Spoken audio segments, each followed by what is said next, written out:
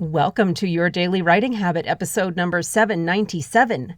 If you are writing a book or thinking about it, or maybe you've started writing your book but you need some help getting it done, you are in the right place. Good morning. Happy Monday, everyone. I'm your host, Christine Whitmarsh. If you're looking for me online, look for Christine Inc., like that stuff we write with.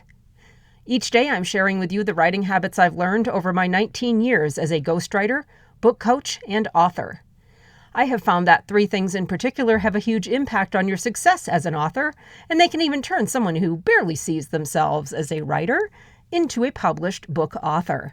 Those three things and my three pillars here on the show are writing fundamentals, productivity, and mindset habits. Here's today's quote.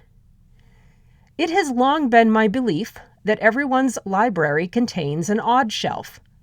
On this shelf rests a small, mysterious corpus of volumes whose subject matter is completely unrelated to the rest of the library, yet which, upon closer inspection, reveals a good deal about its owner." And that comes from author Fadiman. And once again, good morning, everyone. Happy Monday. And it recently occurred to me what the ultimate secret is to writing a book that a reader cannot put down, despite their very best efforts.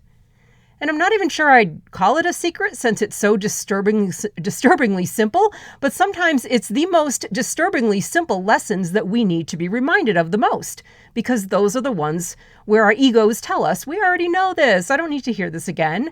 And this is also, in my opinion, why motivational quotes are such a big thing. If you really look at most motivational and inspirational quotes, especially the ones you see on social media, you will notice that they're kind of things that we already know, that we, I guess, quote unquote, already know, all common sense things. They're just worded really well and very insightfully, and they're said by someone else. So in our minds, they hold more weight. So without further ado, here is my disturbingly simple revelation about how to write a book that a reader cannot put down. And it is this.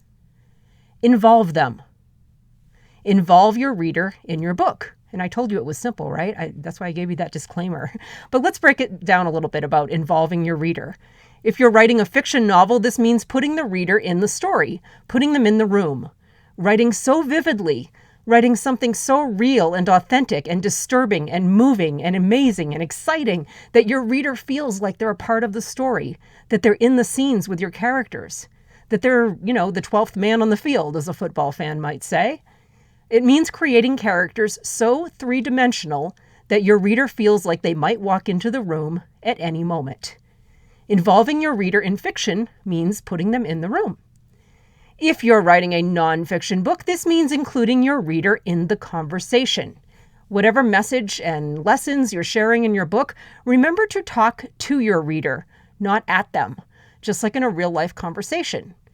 This means remembering to pose questions that allow your reader to think about the things you're telling them, writing at a rhythm that allows them to absorb the things you're teaching them, so not too fast and not too slow, giving them places to breathe and reflect on the wisdom that you're imparting. And of course, because every book needs stories, similar to my advice for novelists, writing your stories descriptively enough where the reader feels involved or personally invested in them. So there's today's disturbingly simple revelation about how to write a book that a reader cannot put down. Include them. Include them in the book. And not just through the ways I've suggested today. Take a couple minutes now, if you have them, to think about your work in progress, your manuscript in progress. What are some ways that you can include the reader in your book? Thank you for joining me here on Your Daily Writing Habit, where I am helping you write and finish writing an awesome book. And please remember to drop by my Inc. Authors group on Facebook and let us know how we can support your writing goals. Until tomorrow, happy writing.